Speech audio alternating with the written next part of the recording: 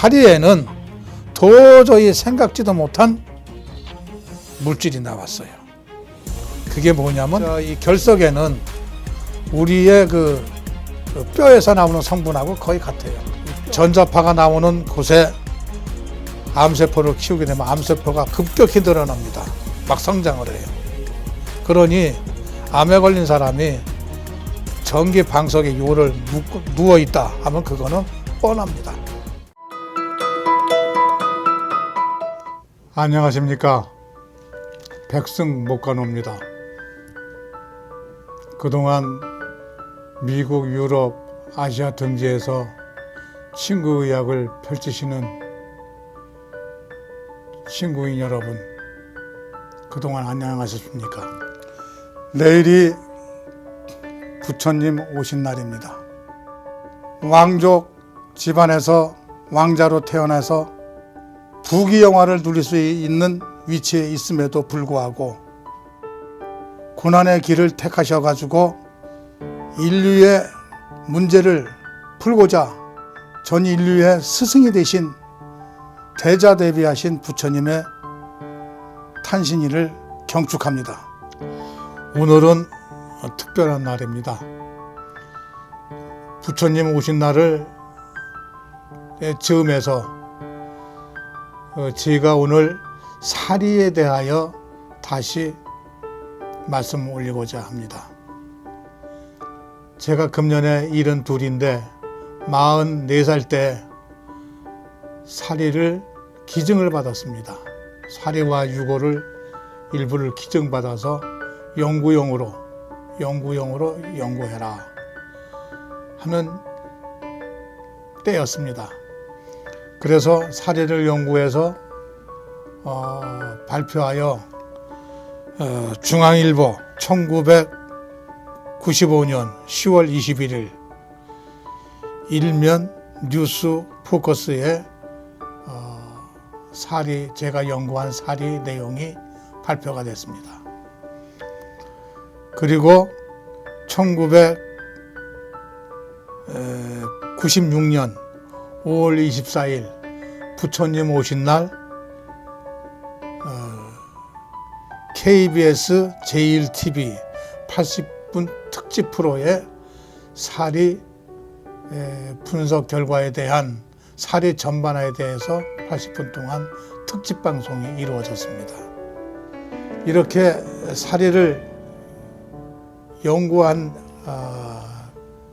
동기는 평상시에 제가 그 이전에 의약품 항암제를 연구해서 우리나라 국내 제1호로 백금 작제 항암제에 대한 발명 특허를 취득하게 됐습니다. 이때에 제가 백금을 연구한다 하는 그러한 뉴스에 접해서 어떤 스님께서 저희 사무실에 방문하셨습니다. 오신 목적은 말하지 않고 자연과학에 대한 질문과 나의 지적 수준을 테스트하는 질문만 퍼부었던 것 같습니다. 그래서 그런가 보다 궁금해서 오신 거구나 했는데 또 한 번 오셨어요. 오셔가지고 하시는 말씀이 자신의 그 스님께서 2년 전에 입적이라는 것은 돌아가신 거예요. 돌아가시기 전에 내가 입적하면 사리가 나올 터인데 사리에 연연하지 말고 사리 가지고 불사를 세운다거나 그러한 일을 하지 말고 연구용으로 이용토록 하라 이렇게 말씀하셨다고 해요. 그러면서 알지도 못하는 말씀을 하셨는데 서방백금이 출연했다. 그는 불로서 병을 고치는 자이니 그에게 사리를 주어서 연구토록 하라 하고 하셨다고 합니다. 서방백금, 알지도 못하는 서방백금. 그래서 스님이 입적하시고 답의식을 하니까 답의식이라는 것은 화장하는 절차예요. 사리가 나왔습니다. 보통 스님이 돌아가신 이후에 사리가 나오면 그것으로 불사를 세운다거나 큰 행사를 합니다. 그거 하지 말고 영구토록 해라. 영국해 해라. 서방백금이라고 그랬는데 서방백금, 서쪽 방향의 백금이 출현했다. 그 당시에 제가 인천에 거주하고 있었습니다. 제가 특별히 하는 일이 있어서. 그래서 어느 날 스님께서 제가 백금을 연구한다는 뉴스에 접해가지고 그분이 서쪽에 있다. 서쪽 백금. 그래서 무조건 저한테 오셨던 거예요. 그런데 그 스님께서 말씀하시기를 그는 불로서 병을 고치는 자이니 그에게 사리를 주도록 해라. 그 당시에 제가 지금 백성뜸 이 기계를 연구해가지고 초기 의료기를 생산하고 있을 때였습니다. 뜸이니까 뜸은 불로서 불이 안 들어가면 뜸이 안 됩니다. 뜸을 연구한 동기는 제가 항암제를 연구하다 보니까 항암제는 지금도 그렇지만 인체에 대한 엄청난 부작용을 나타내고 있습니다. 대체적으로 항암제의 부작용은 악심, 구토, 난청, 탈모, 이러한 백혈구 감소, 이러한 부작용을 나타내요. 제가 직접 실험하고 동물 실험하고 해보니까 지금까지 모든 항암제가 이렇게 사용하고 있으니까 하는 것이지 이건 진정한 의술이 못 된다. 진정한 의술이 무엇이 있을까 하고 찾던 중에 뜸과 침을 발견했어요. 뜸과 침이 굉장히 좋은 의술이고 훌륭한 의술인데 이것 또한 문제가 있었어요. 과학의 눈으로 보니까 쑥дум할 때 쑥이 타는 냄새, 연기, 타는 냄새, 연기는 참을 수 있으나 쑥이 탈 때 벤조필이라는 발암물질을 만들어냅니다. 모든 유기물질, 생선, 고기, 식물을 태우면 벤조피렌이라는 발암물질이 발생합니다. 그럼 이것도 정상적인 의술이 아니다. 그런데 어떻게 하면 쑥이 타는 냄새, 연기, 벤조피렌이 발생 안 되게 할 수 있을까 하고 만든 것이 백성뜸입니다. 그러면서 전기를 쓰지 말아야 돼요. 전기를 사용하면 전자기파라는 전자파가 발생합니다. 제가 실험을 할 때에 전자파가 나오는 곳에 암세포를 키우게 되면 암세포가 급격히 늘어납니다. 막 성장을 해요. 그러니 암에 걸린 사람이 전기 방석에 요를 누워있다 하면 그거는 뻔합니다. 그래서 암에 투병 중이신 분은 전기 제품을 금하시기 바랍니다. 이렇게 제가 뜸과 침을 연구하고 있을 때 스님께서 방문하셔서 가시고 그때까지 저를 테스트한 거예요. 또 오셨는데 제자 스님께서 하시는 말씀이 선생이 서방백금이 맞다. 백금을 연구했고 서쪽에 계셨고 또 스승께서 말씀하실 때 서방 백금에 출연했는데 그는 불로서 병을 고치는 자이다. 당신이 진짜다.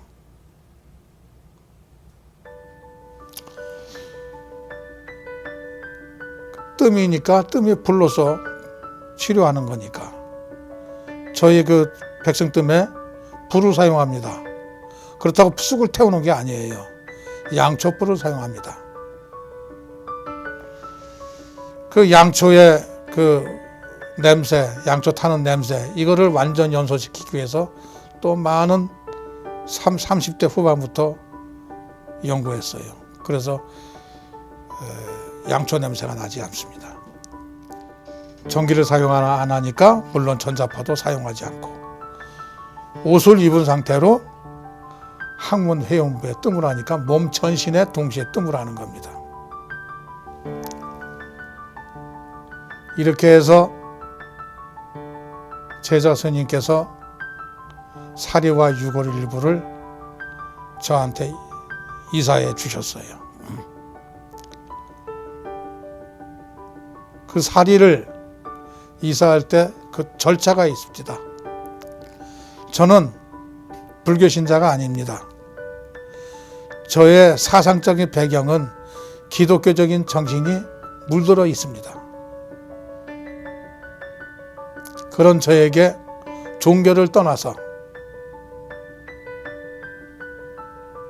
오로지 인류를 위해서 사리를 기증한다 이렇게 말씀하셨어요. 불교 신자, 불교에 관계된 분이니까 스님이니까 불교 신자한테 줘야 되는데 불교 신자도 아닌 저에게 사리를 기증해 주셨어요. 종교, 아집 이걸 다 떠나서 오로지 이것으로 인류를 위해서 연구를 해라. 그래서 그 사리를 사리아가 유골일부를 받았는데 제가 그동안 그 사리에 대해서 궁금한 게 많았어요. 일부 그 의학자들은 사리는 뭐 특별한 물질이 아니다. 종교의 대상이 되고 있는데 사리는 결석과 같은 존재다. 이렇게 아주 쉽게 얘기를 했어요. 그러나 저는 그렇게 생각을 하지 않았어요. 그래서 사리를 정상적으로 분석해서 구성 성분을 파헤치면 알 수 있지 않겠느냐 해서 사리를 궁금하게 생각했는데 사리를 분석만 해도 인체의 구체적인 생명물질의 근원을 알 수 있다 하고 생각을 하고 있었는데 사리가 제 연구용으로 들어오게 됐습니다. 그래서 인천에 있는 모 공과대학에 흑광도 분석기가 있습니다. 흑광도 분석이라는 것은 분석하고자 하는 물질에다가 광선을 쏘여요. 쏘이면은 그 광선을 맞고 그 물질의 파장이 올라와요. 그 파장을 받아가지고 이거는 구리다, 아연이다, 마그네슘이다 이렇게 알아내는 분석기입니다. 그러니까 어떤 흙 속에 있는 그 금속성 물질이 무엇이 있나 하게 되면 그 흙을 넓게 펼쳐가지고 광선을 쏘여요.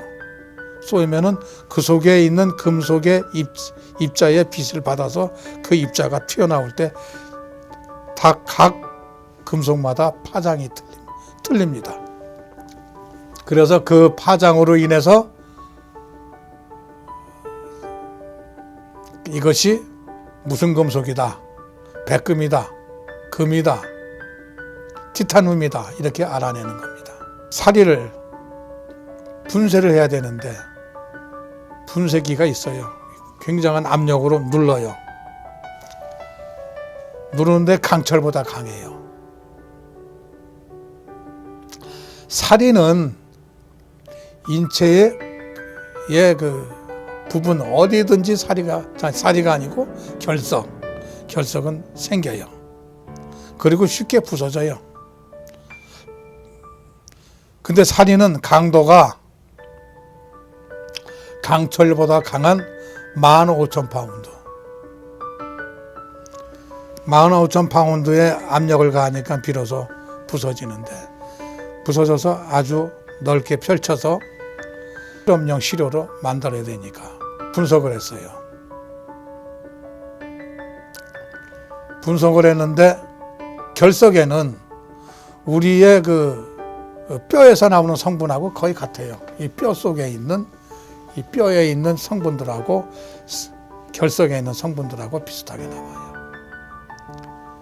그런데 사리에는 도저히 생각지도 못한 물질이 나왔어요. 그게 뭐냐면 PA. PA는 프로토액티늄인데, 프로토액티늄은 우라늄이 연쇄 반응을 해서 폭발했을 때 생겨지는 중간 물질이에요. 자연계에는 존재하지 않습니다. 자연계에 존재하지 않는 물질이 당당하게 사리의 구성성분으로 나왔던 겁니다. 폴로늄이 검출이 되는데, 폴로늄은 방사성 물질이에요.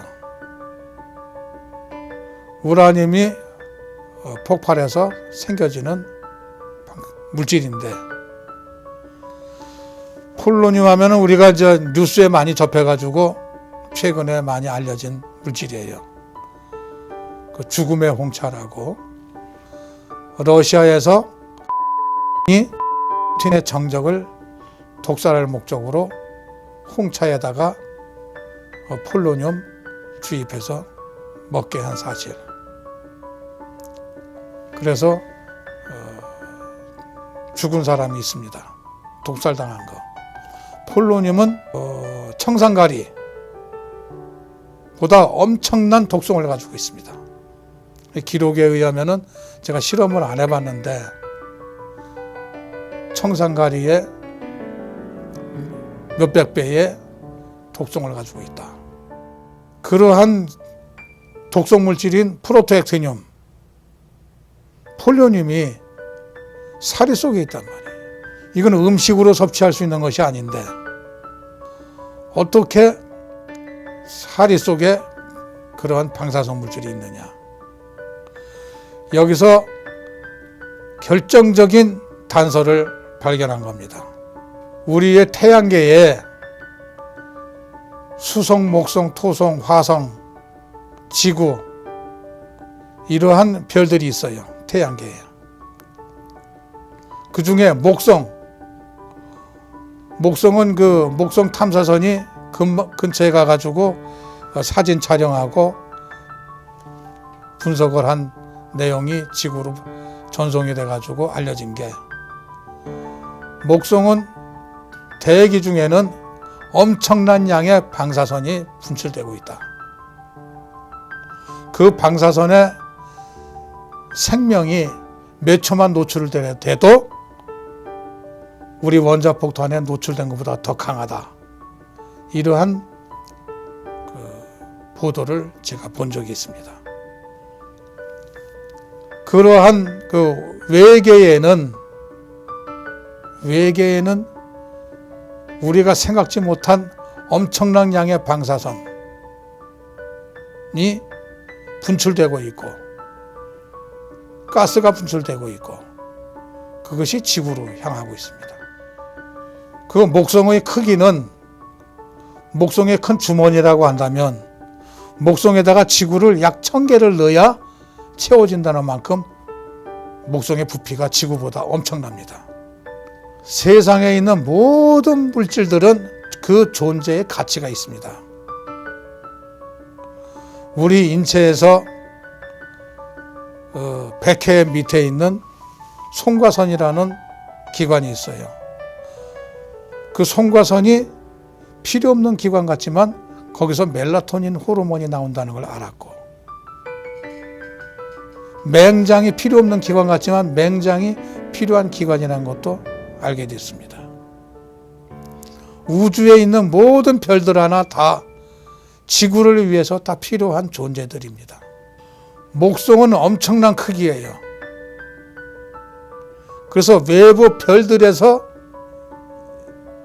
별들이 지구로 돌진하게 되면 목성의 중력에 의해 가지고 목성으로 떨어져요. 우리 달과 지구의 중력에 의해서 지구에서 거대한 바다에 썰물과 밀물이 일어납니다.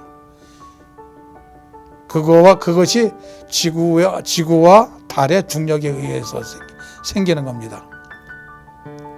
다 지구의 존재를 위해서 별들이 있는 것이다. 이렇게 생각을 해요. 그러면 지구는 뭔가?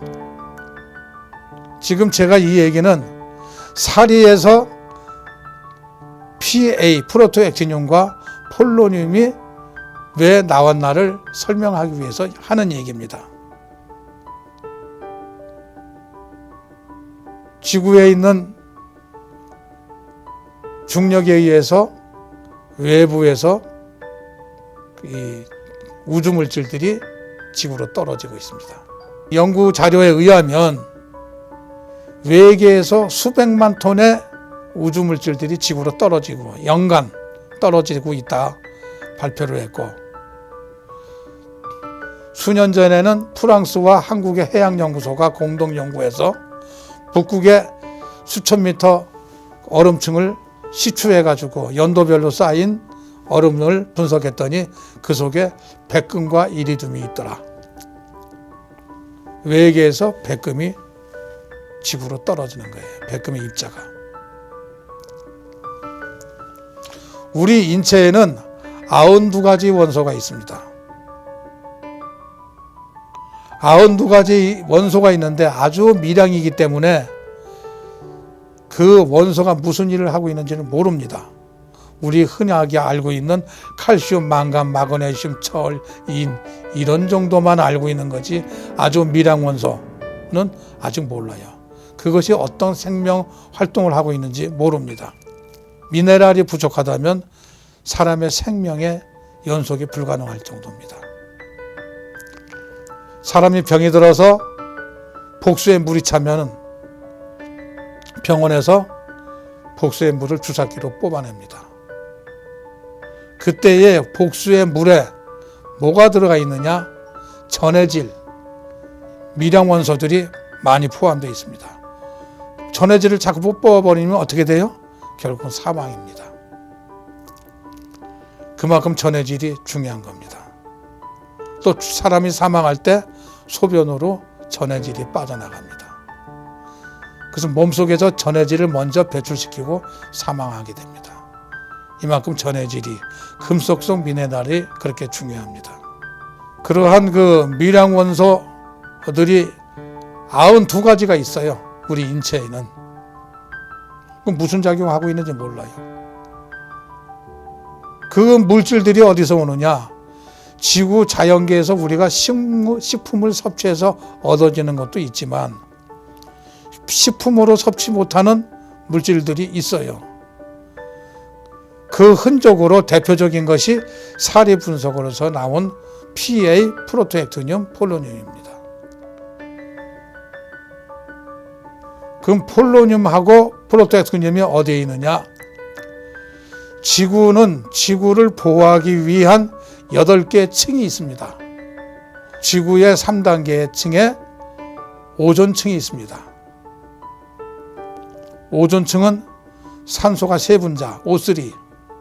오존층은 태양계에서 내려오는 자외선을 막아주는 지구 보호막 역할을 합니다. 우리가 하늘을 쳐다보면 공간이 텅 비어 있습니다. 비어 있는데 거기에 오존층이 있습니다. 북극의 오존층이 벗겨졌다 해가지고 한때 난리가 생겼어요. 지구촌 사람들이. 그래서 몬트리올 의정서에 의해서 오존층을 파괴하는 그 에어컨에 있죠. 프레온 가스를 사용하지 말자 해가지고 지금은 프리온 가스를 사용하지 않고 대체 가스를 사용하고 있는 거로 제가 알고 있습니다. 그 다음에 지구의 제일 상층부 층에 전리층이 있습니다. 전리층은 지구로부터 약 50km에서 1000km 사이. 그 전리층은 외계에서 들어온 그 금속성 물질들이 태양광에 의해서 분해가 돼가지고 초미립자, 그러니까 소립자로 분해가 돼가지고 소립자로 분해된 것이 지구를 둘러싸고 있습니다. 마치 담요를 뒤집어 쓴 것처럼 지구를 보존하고 있어요. 그 속에는 우리가 알지도 못하는 여러 가지 금속성 물질들이 있어요. 그 중에 금속성 물질 중에 PA, 그 다음에 폴로늄 이런 것이 있었습니다. 이러한 물질이 지구를 향해서 떨어졌던 거예요. 떨어져서 사람의 호흡을 통해서 뼛속에 차곡차곡 모여서 사례가 됐던 겁니다. 외계에 있는 것이 사례에서 발견된 거란 말입니다. 폴로늄은 우리가 먹을 수가 없어요. 그럼 먹었다면 그대로 즉사합니다. 죽어요. 프로토에티늄도 먹었다면 죽어요. 그런데 태양광에 의해서 독성이 중화된 것 같습니다. 금속성 성질만 있는 것이 독성을 나타내는 성질들은 다 중화됐던 거예요. 태양광에 의해서. 여기에서 우리가 그것이 어떻게 빨려 들어왔을까를 생각해 볼 수가 있습니다. 일찍이 신라시대 때 대학자 최치원 선생님께서는 기의 발생 현묘지도를 설명했습니다. 현은 땅이고 묘는 하늘이고, 하늘과 땅의 기운이 합을 이루면 공간 중에 구멍이 생긴다. 그 구멍에 기가 생성이 되며 그 구멍으로 신이 왕래하는 곳이다 하고 최치원 선생님께서 말씀하셨어요. 저는 그거를 현실적으로 만든 것이 제 백승뜸입니다. 백승뜸에서는 쑥도 안 넣고 양초도 안 넣고 차디탄 금속이에요. 그 금속인 그곳에서 생기가 뿜어져 올라와요. 뜸열 나오는 데다 손가락을 이렇게 올려놓으면, 손바닥을 올려놓으면 아자랑이 같이 아주 살랑살랑하는 간질간질하게 막 올라와요. 그것이 기입니다. 우리가 명산, 명제에 가면 특별히 그런 기가 많이 나오는 곳에 있어요. 그런 곳에 꼭 사찰을 짓는다거나 유명한 건물을 짓게 됩니다. 좋은 자리는 다 사찰들이 자리 잡고 있어요.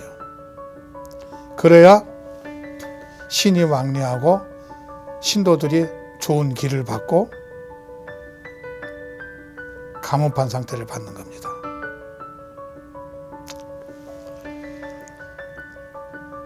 그래서 그것을 이제 증거하기 위해서 제가 백승뜸을 만들 때 기를 상당히 연구해서 이 내부 구조 자체가 땅과 하늘의 기운을 합의되도록 만들었어요. 이것은 즉 포착하는 것은 기공 수련을 1개월만 하는 분이라면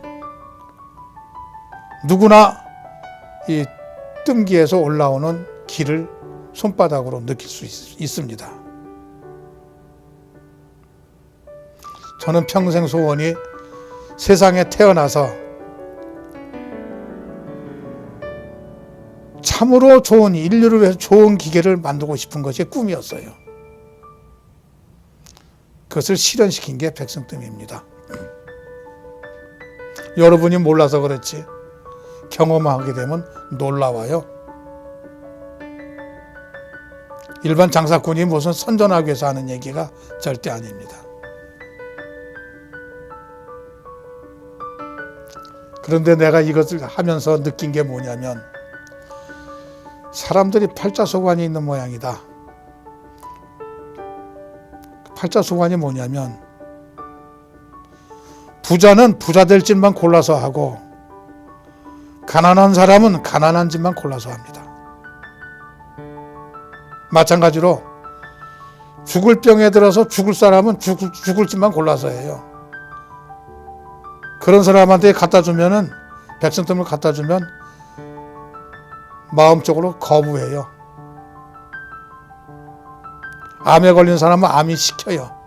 암도 생각을 합니다. 인간을 조종을 합니다. 못하게, 싫어하게 만듭니다.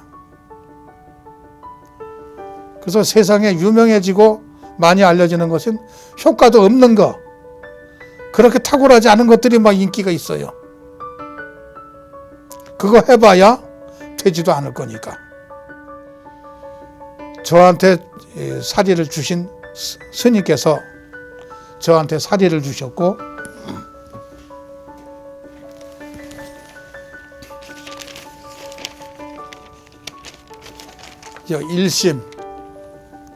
일심이라는 글을 저한테 주고 가셨어요. 이 글을 주실 때 저한테 주실 줄도 모르고 돌아가신 후에 제자 스님이 주신 거예요.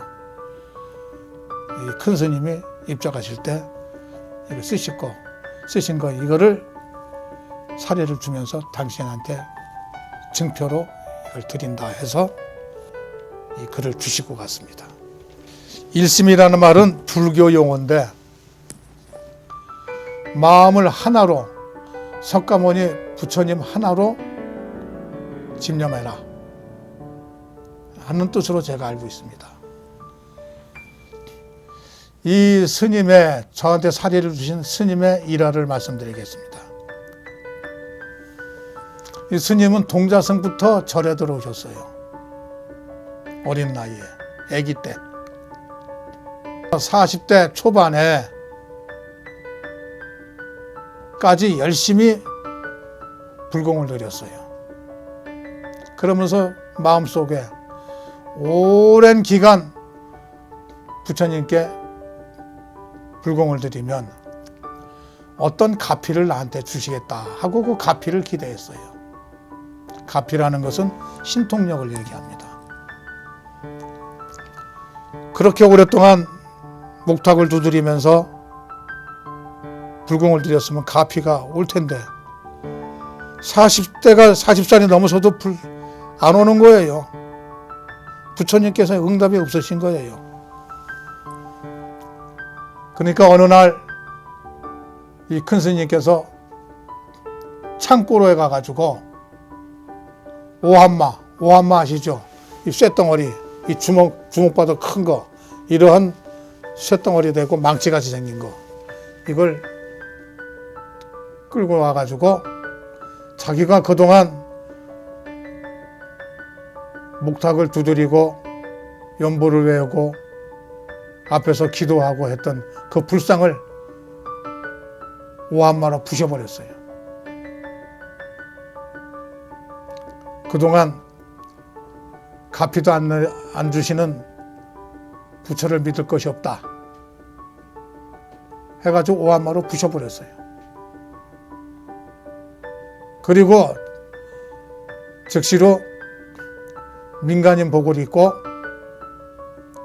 남대문으로 갔다고 그럽니다. 남대문으로 가서 거기서 물건을 떼어서 좌판 노상에서 장사를 했어요.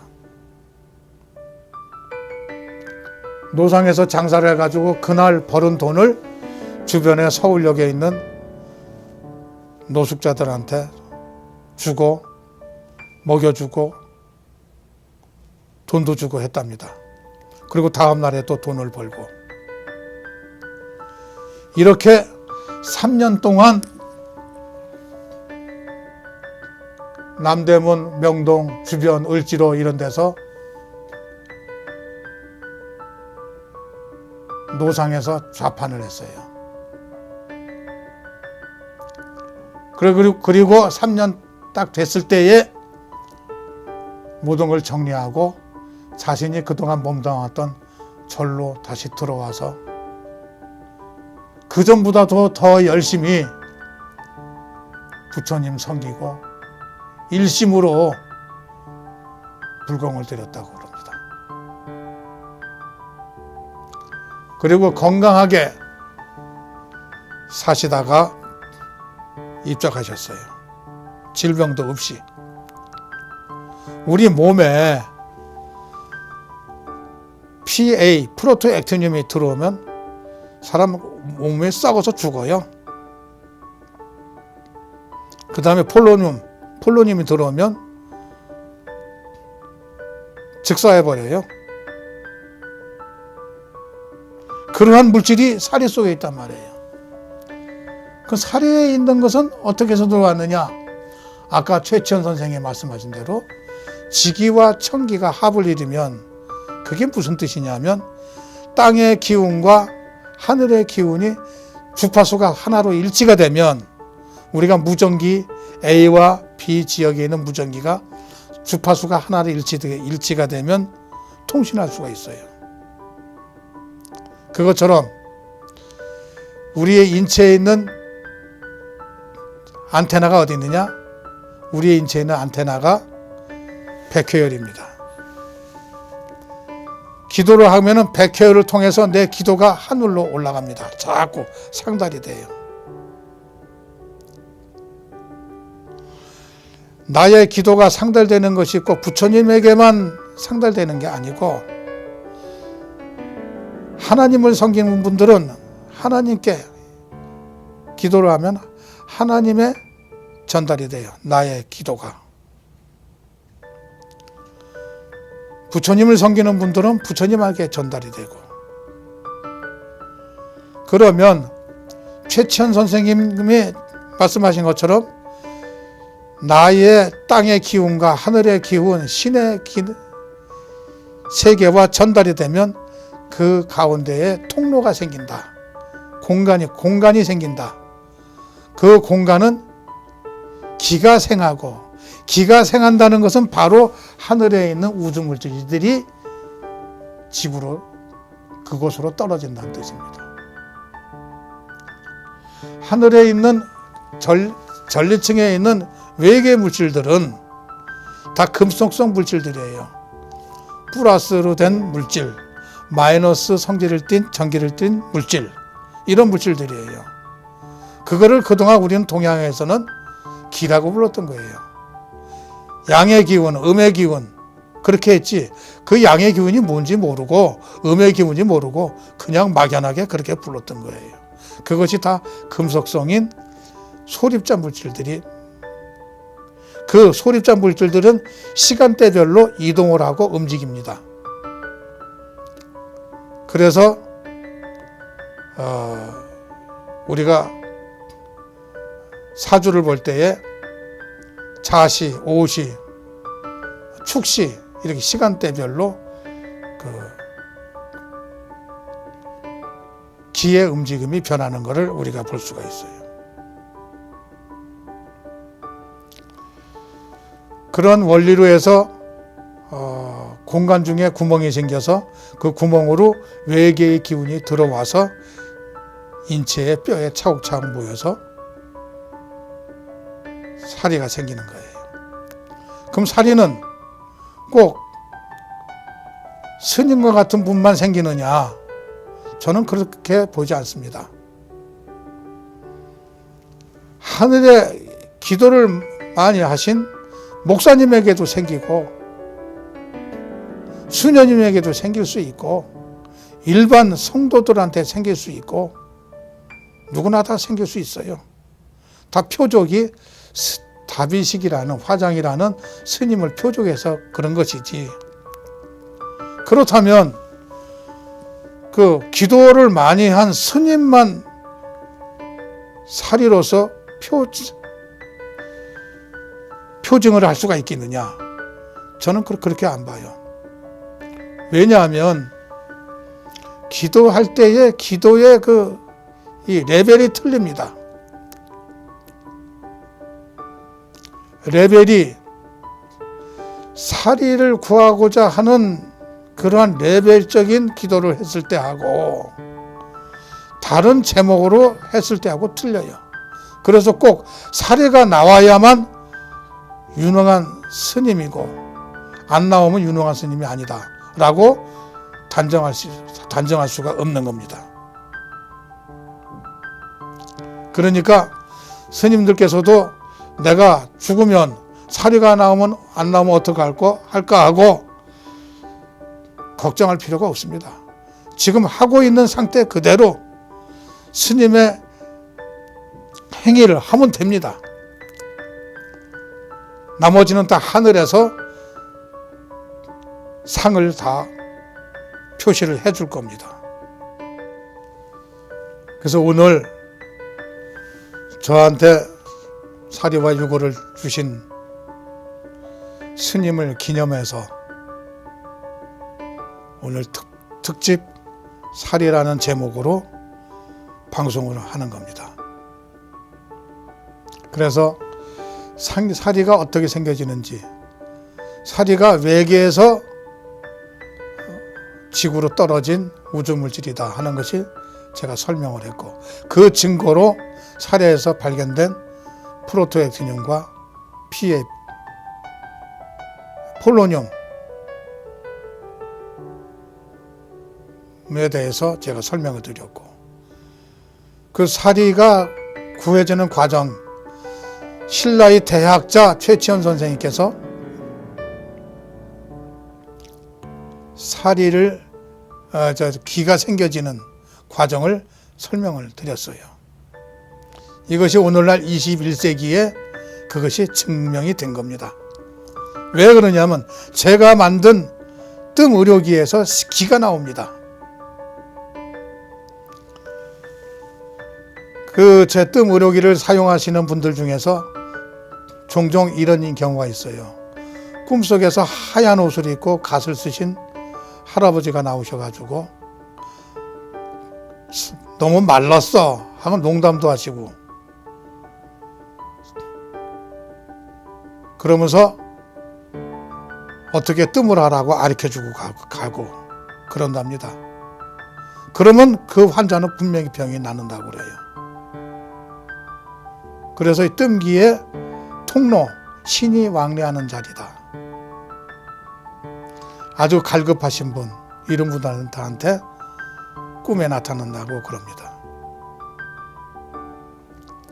그래서 정작 제 기계를 만든 저는 그 꿈에 나타난다는 그 할아버지를 꿈속에서 뵌 적이 없습니다. 그러나 저를 알고 있는 다른 어떤 그 신적인 능력이 있는 분들이 저를 보고서는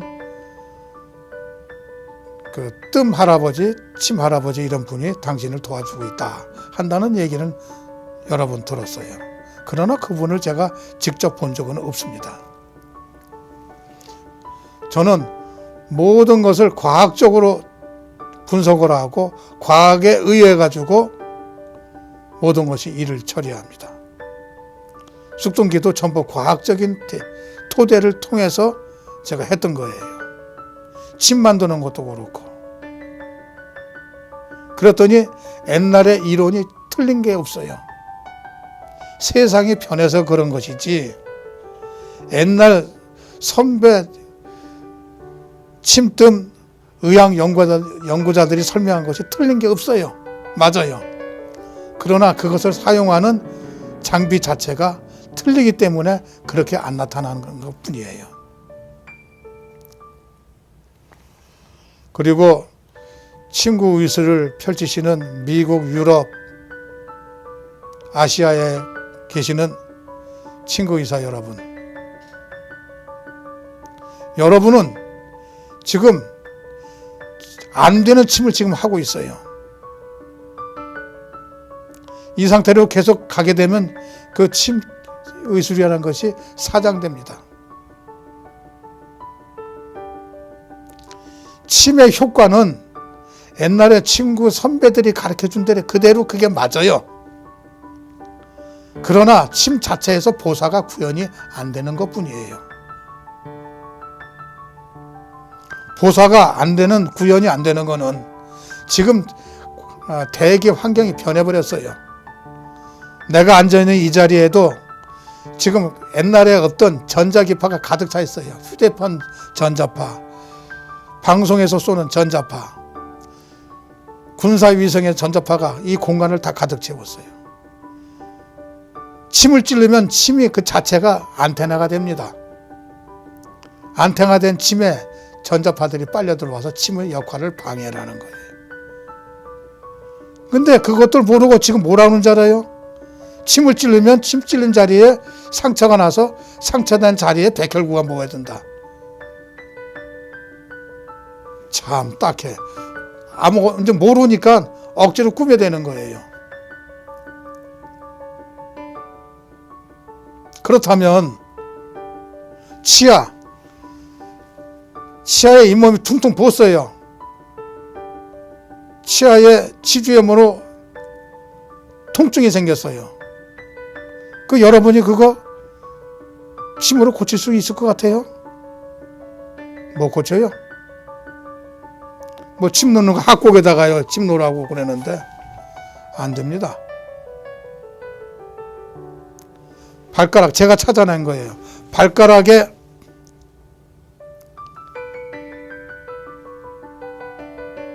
몇 번째는 제가 얘기 안 하겠어요. 발가락에다가 침을 놓으면 통증 있는 거는 2시간이면 사그러져요. 그 다음에 잇몸이 퉁퉁 부은 거, 그거는 세균 때문에 그런 거 아니에요. 세균이면 뭐예요? 항생제 아닙니까? 항생제 안 해도 잇몸에 퉁퉁 부은 것이 8시간 지나면 다시 원상복귀돼요. 딱딱하게 돼요. 가라앉아요.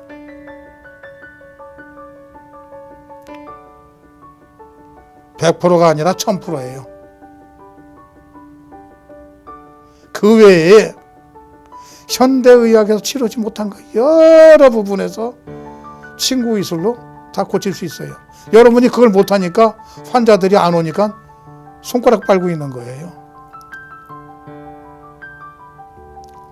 손가락 빨지 말고 저한테 문을 두드려서 배우세요.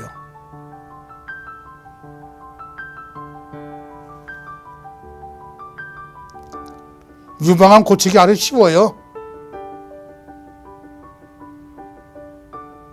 가한기보다 더 독감보다 더 쉬워요. 첫날부터 유방암이 줄어들어요. 그거 줄이기 위해서 항암제 넣고 별짓 다 떨어요. 그게 되나? 하다가 안 되지.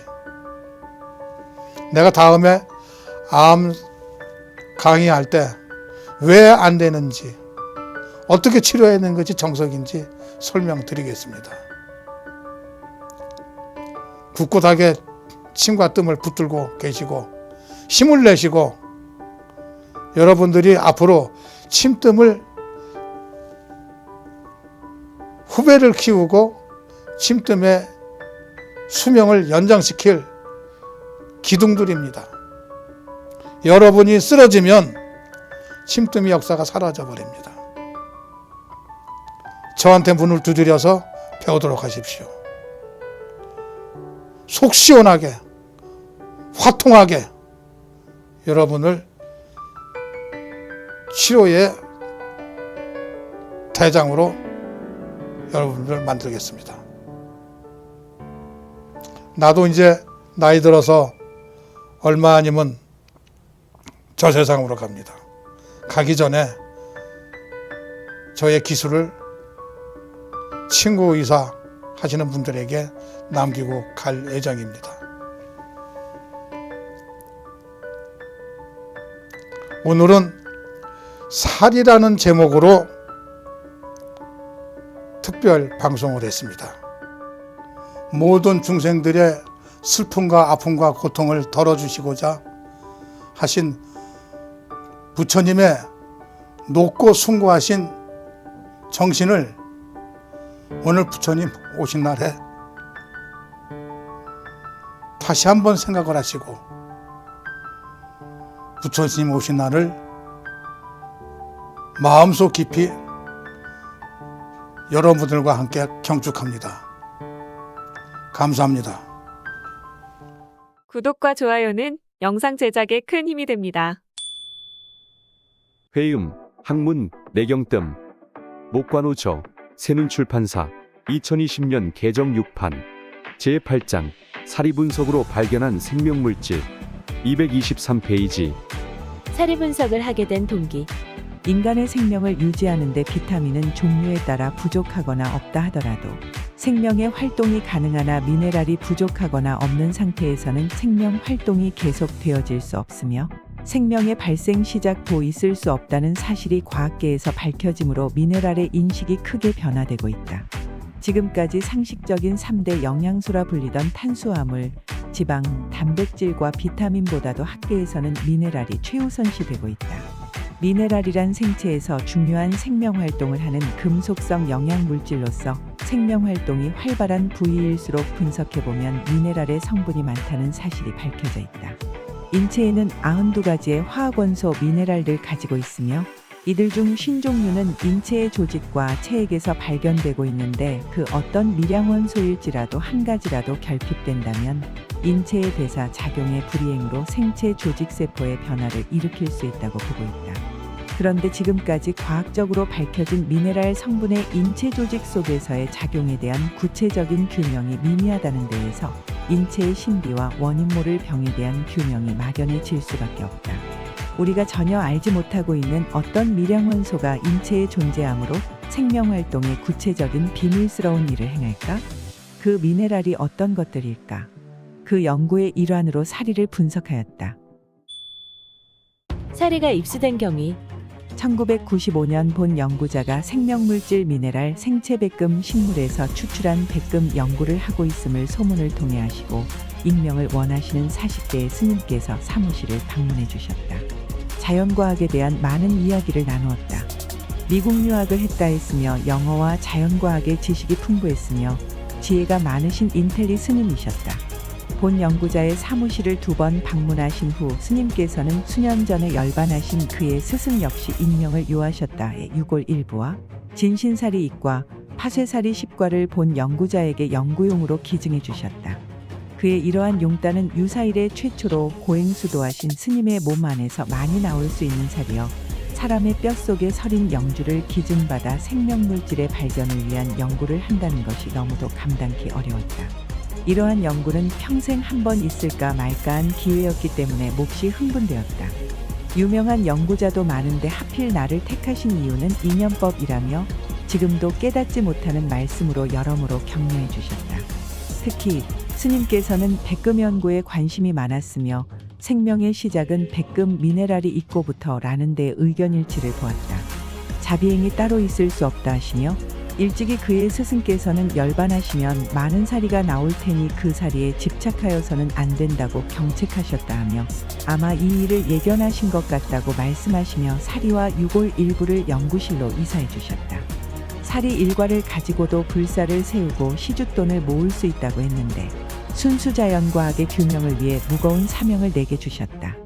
그런데 지극히 순수한 동기에서 사심을 떠난 한 배짱 있는 스님께서 종교, 아집, 대립, 교만을 떠나서 순수하게 인류의 이익을 위해서 연구하라며 격려와 당부를 주셨다. 그 후 연구의 일부를 발표했고 사리 연구로 인해 발견된 새로운 생명물질에 대한 학계에서의 높은 관심이 진작되기를 바라는 마음 간절하다. 사리는 결석이 아니다. 종전까지는 사리의 성분이 무엇인지 사리가 왜 생기는지에 대하여 추론만 하였을 뿐 전혀 연구된 바가 없었다. 막연히 그것은 결석과도 같다고 추정할 뿐이었다. 본 연구자의 연구에 의하면 사리는 결코 결석이 아니다. 왜냐하면 결석과는 성분 자체가 다른 인체에서 자연스럽게 생겨진 인체의 일부이다. 사리 분석 성분 조성 표시.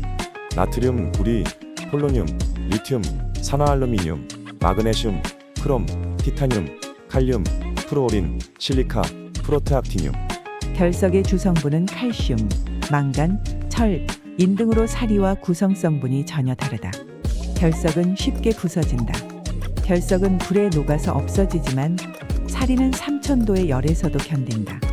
사리의 분석 후 특이한 성분은 프로트악티늄, 리튬, 폴로늄으로 프로트악티늄은 현재까지 밝혀진 과학에 의하면 방사성 붕괴의 중간 생성물로 자연계에는 대단히 극미량이 존재하고 강한 방사선을 내고 독성이 아주 크다.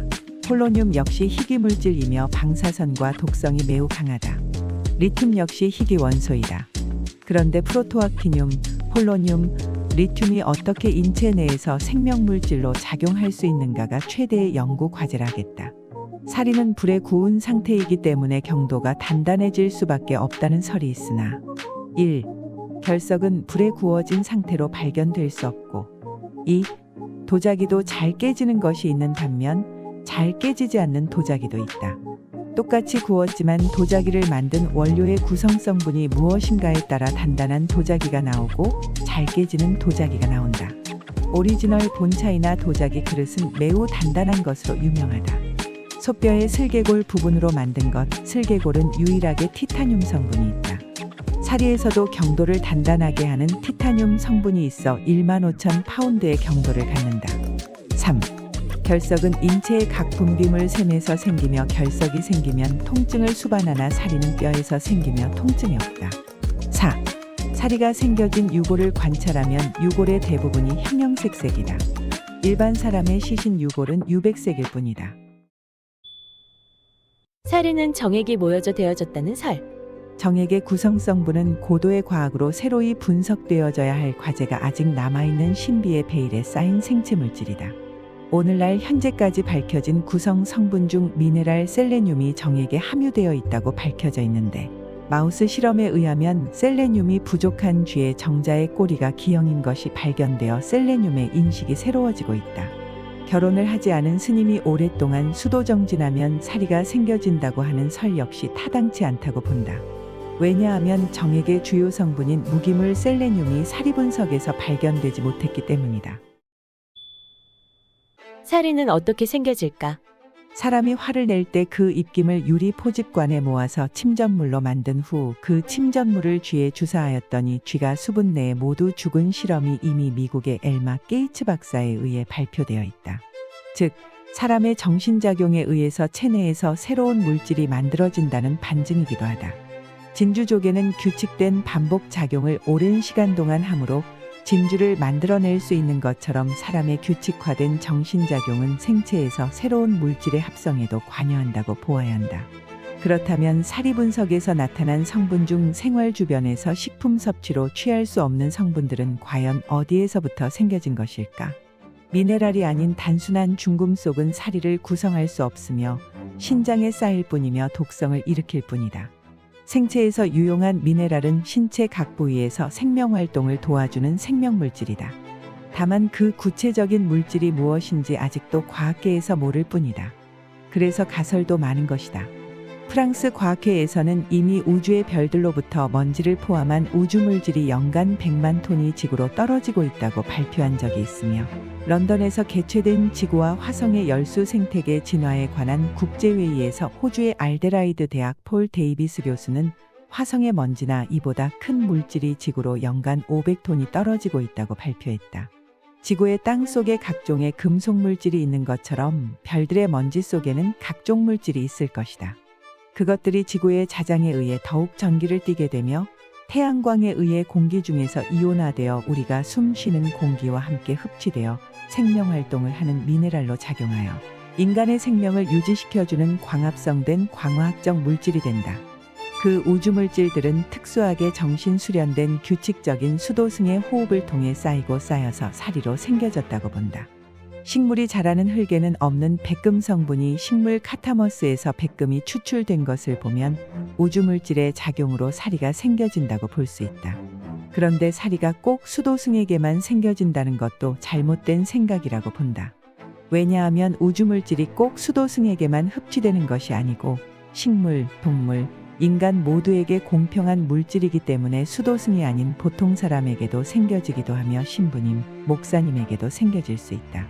수도승은 화장이라는 장례 절차를 통해 사리를 찾아낼 수 있으나 보통 신부님, 목사님, 보통 사람은 대부분이 사후 시신을 매장함으로 발견되지 못할 뿐이다. 그러므로 살이 그 자체는 영과 육이 혼합된 신비한 유골의 일부이며 얼마만큼 반복된 수도 정진을 하였는가를 볼 수 있는 표로 보아야 하는 미네랄 무기물이 모여진 물질이다. 59년 노벨 생리의학상 수상자인 아서콘버그 박사는 3차원 구조의 생체 단백질이 어떻게 생성되는지 연구가 최대의 숙제이나 생명체가 무기물 미네랄로부터 탄생 진화해 오는 것에 대한 의문은 풀렸다고 발표했으며 오늘날은 학계의 중론이 미네랄에 대한 비중으로 매우 높아지고 있다. 한국해양연구원, 프랑스, 이탈리아 과학자들은 공동 연구를 통해 우주에서 지구로 연평균 7만 8천 톤에 달하는 운석이 떨어진다고 밝혔다. 그리고 연구팀은 빙하는 수십만 년의 기후 변화를 담고 있는 냉동 타임캡슐이라고 했는데 빙하 3028m를 시추에 파어 올린 빙하 샘플에서 미세한 백금과 이리듐 입자의 양을 분석했다고 보고했다. 이로써 운석에 섞인 백금과 이리듐이 지구 대기권으로 진입하면서 극히 미세한 소립자로 분해된 뒤 공기에 희석되어져 지구의 모든 생명체들에게 생명물질로 작용하는데 생체에서 작용하는 백금의 소립자 단위가 미량이므로 아직까지 오늘날 과학으로 그 비밀을 모르고 있을 뿐이다. 본 방송은 미국, 유럽, 아시아 등지에서 침구 의료원을 운영하는 의사 및 후아, 관심 있는 일반인을 위한 자리입니다. 과학화한 사보침, 백승뜸 재교육을 통해 병 잘 고치는 의사로 거듭나아 확실히 치료하는 침구 의학의 위상을 높이고자 목적하는 교육 방송입니다. 목관호 사보침구학회 회장 백승 목관호.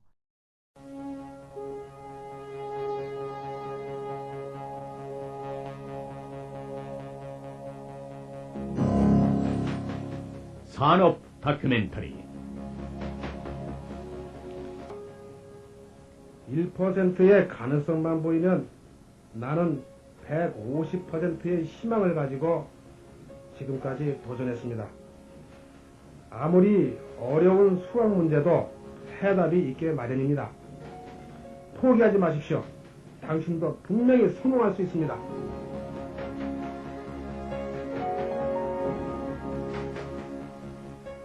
맹물 에너지 박사 출연 목관호 양지훈, 김영훈 유만준, 아내 송도영. 네 번째 시간이었습니다.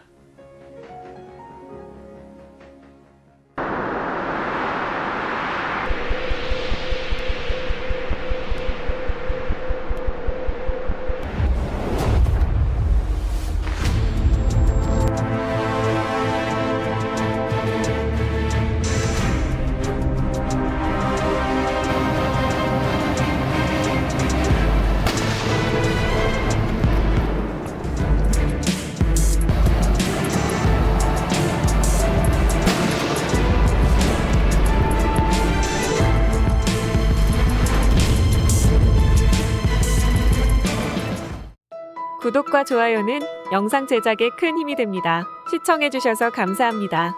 오늘도 즐거운 하루 되세요.